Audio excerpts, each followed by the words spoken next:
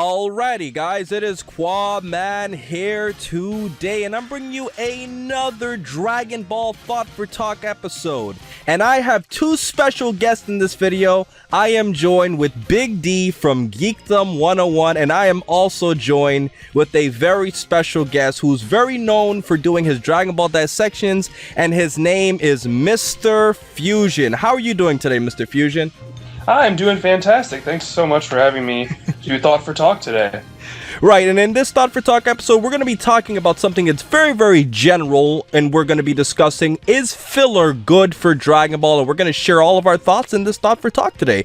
So without wasting any more time, let's get straight into this video. And Mr. Fusion, why don't you start off by sharing your general thoughts on what you think about the filler of the Dragon Ball anime? I generally read the manga myself. That's my primary form of Dragon Ball. And so just going over to the TV series, it's fun seeing things adapted, and it's a pretty straightforward adaptation, but I love seeing the new stuff they come up with. I don't like the filler in the sense where they'll take a battle scene and have people stare at each other for 10 minutes at a time, or, you know, power up and attack for half an episode, but when they actually use some creativity and just make up actual stories, I think it's great. I think it's a lot of fun. And out of the filler, what would you say is probably your favorite arc of filler, since there's entire sections of the Dragon Ball anime where there is? The Gohan training stuff. They just add so much to his character development and Piccolo's development. Humans training with Kami-sama. It's fantastic.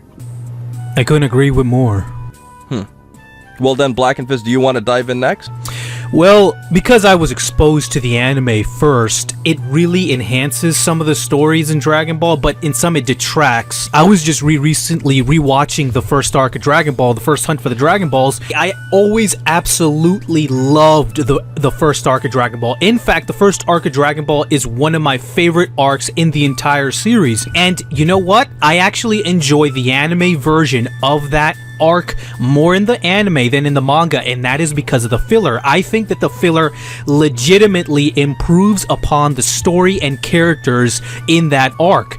You know, because I'm just a huge fan of Emperor Pilaf and his henchmen, and the fact that they got to play a little bit more of a role and they got to be on screen for much more time than in the manga, I think that just enhanced the arc overall, because we get to see our main villains for the arc more, and we get to see more of, I guess, development for them and see who they are. Now that's when one extreme end. I guess the other extreme end is probably the filler I dislike the most, which is the fake Namek stuff. That stuff is the most infamous bad filler, I think, in the whole series, and I think is probably the worst example of stretching something out just so that we can fill time in. But I think in general, I do think filler gets a bad rap in Dragon Ball. A lot of the filler in Dragon Ball and Dragon Ball Z, like for instance the driving school episode is one that a lot of people like.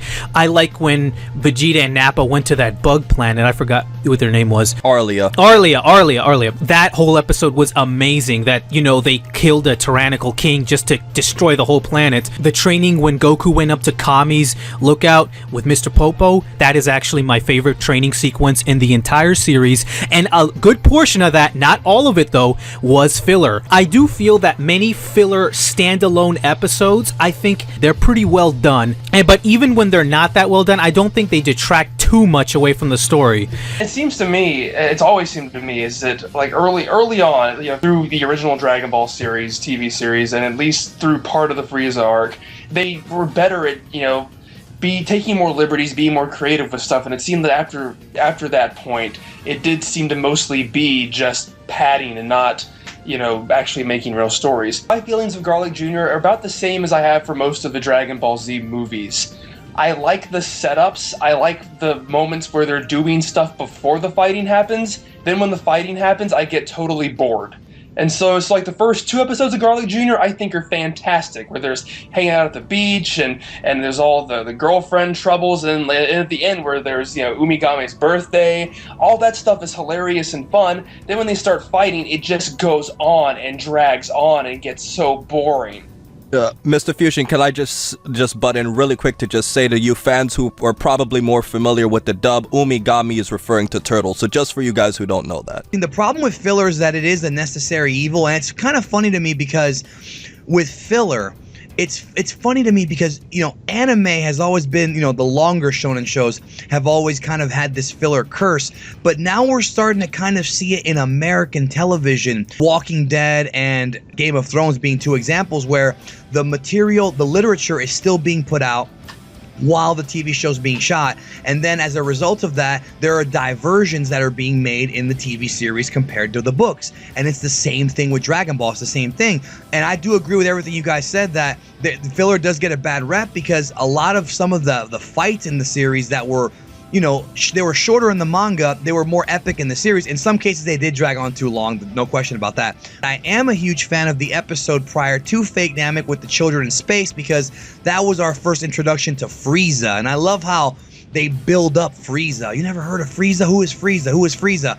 You see him before you actually see him. I'm always a fan of good foreshadowing. So if I were to break down the good, the bad, and the ugly of the Dragon Ball world, I think the good of the Dragon Ball world would definitely have to be when the filler is able to explore the unexplored realms of the Dragon Ball universe. And the first thing I wanted to talk about is the afterlife. So the first thing that comes to mind is when Grandpa Gohan was brought back near the end of Dragon Ball and he's interacting with Goku, and Goku and Chi-Chi are trying to help the Ox King, and Goku has to interact with a Nin. I felt that was some really interesting things because of how we were seeing all the different spirits, near the gateways to the afterlife. That was some really interesting things and concepts that they brought into the series. And then when we move on to Dragon Ball Z, the first thing that I think of is how when Goku's, running on Snake Way and he falls into HFIL, also referred to Home for Infinite Losers, even though it was originally supposed to be Hell. And that was some interesting things, how he's interacting with these ogres in order to try and get back onto Snake Way, or as Geekdom would say, Serpentine Road, to go train with King Kai. And then obviously later on, we see the Other World Tournament saga where Goku has to fight against Pikkon and all these fighters in the afterlife like Arqua and Olibu, and he's also getting a chance to see all of the different Kais. That was some really interesting stuff, and that would be the good filler. Now the bad filler would definitely have to be, Goku fighting against Frieza and Namek, and I loved the fight, don't get me wrong, but I think Kai did a much better job, illustrating Goku's fight against Frieza, because of the fact that if you think about it, there were so many episodes that felt the exact same. And there were so many episodes that felt that they were padding. And take it from me, I have to put clips in so many different videos. I can tell you from experience that that's the part of Dragon Ball Z that it felt like everything's the same, because all those episodes basically the same thing was happening, where Kami and Mr. Popo are trying to resurrect everybody while Goku's fighting Frieza, and then Gohan supposedly has to come back to avenge his dad. All of that stuff I felt was completely unnecessary and padding at its worst. And then if I were to add, extra things to this, another part of filler that I don't like is when it causes major inconsistencies. Like, for example, Pikkon, who was by far the most powerful fighter in the Otherworld tournament, him and Goku were far ahead of everybody else. And, even though he was weaker than him, Olibu held his own with Pikkon at least a little bit, and somehow Yamcha's able to wipe out Olibu in the afterlife like it was nothing, whereas you would say to yourself, Olibu should be able to mop the floor with Yamcha, especially Yamcha after he wasn't training at all. All those little things I felt, add a lot of inconsistencies, and whether or not you believe, Pikkon is as strong as Cell or not, that's up for your own interpretation, but I just personally feel like when you're causing inconsistencies with filler, that's when filler's at its worst.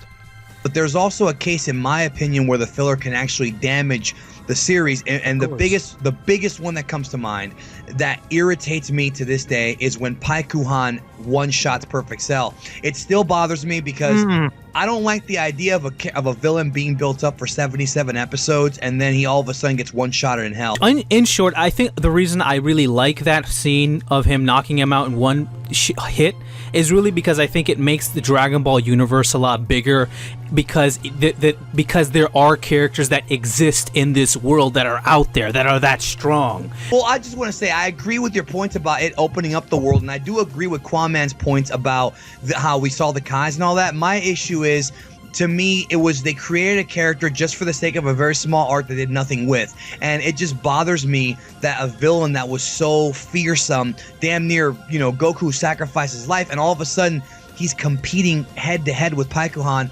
It bugged me. I mean, it honestly bugged me. I know I'm not the only one. And another example going back to the Garlic Jr. saga, is the fact that the fight just went on and on and on, and then at the end, Garlic's only solution is to create a dead zone, which he wound up getting sucked into again. It's one of those things where we're supposed to believe that Garlic is that stupid that he would do the same thing that screwed him up in the first place. Like, that's what bugged me about the Garlic Jr. saga the most. I'd just like to just conclude this video by like going over to like the final consensus.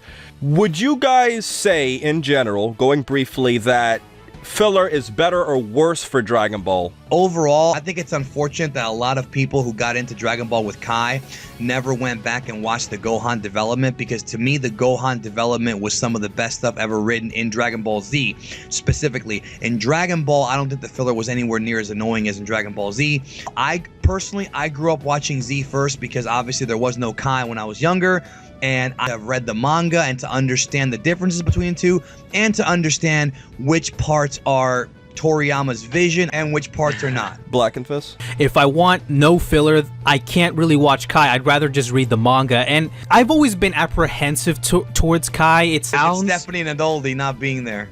No, it's not that. Something just rubbed me the wrong way about it. And I think it, honestly, as weird as it sounds, it was the filler, honestly. Although I have nothing against Kai and everything, I do think that for me, if I want a Dragon Ball anime experience, I just have to watch the original ones, because they have everything that it has to offer to me, and Kai just feels like a cut down version. Well, obviously it is a cut down version, but it feels like it's not 100% to me. Like, I'm not experiencing everything that it has to offer. So to me, I have to watch the filler, even if it is sometimes bad. To me, as a fan, I just have to watch it. And you, Mistarefusion? If I want to experience the manga, I'll just read the frickin' manga. The Dragon Ball television series provided, mostly the same but unique experience because of its filler. I much prefer the anime's version of Great Saiyaman without the TV series going off in its own completely different direction. In cases like that, we wouldn't have stuff like that. And we're seeing it now with Super. People have been asking, why are they changing the direction in Dragon Ball Super from Battle of Gods? And it's because they can't just retell the same exact story. They have to make diversions to give you a reason to watch it anyways, right? Well, I mean, just to conclude this, with my thoughts on the whole matter, I think that filler is best for Dragon Ball or any other sort of series when it adds something towards it. I could say the same thing for Yu Yu Hakusho. There's certain, parts of filler in Yu Yu Hakusho that I feel expand a lot more on the manga. And obviously I read the manga first, so I obviously have a different perspective going in, but I do like a lot of the little things that the filler added to really advance the story as a whole. And I feel like filler can be utilized properly if it adds something, but if it's just basically just padding for time, like in Dragon Ball Super, where we have an entire episode of the Pilaf gang doing absolutely nothing just to burn out a whole episode, that's the type of filler that I don't like. But that's been our video for today, guys, and I hope you guys enjoyed, and share your thoughts in the comment section below as to what type of filler that you like. Do you think it's good, or if you think it's bad for the series? And I'd love to see your comments in the comment section below. And please check out Mistarefusion, the Mr. Dissection guy himself. Please check it out. It is the best Dragon Ball retrospective on the internet, period. That's true. I agree. Right, and also Blackenfist and Geekdom. I've done so many videos with them. I mean, their introduction speaks for themselves. So I hope you guys enjoyed. So most importantly, over everything else, please remember, please remember to rate, comment, and subscribe. And remember, as I always say, to have a great day, guys.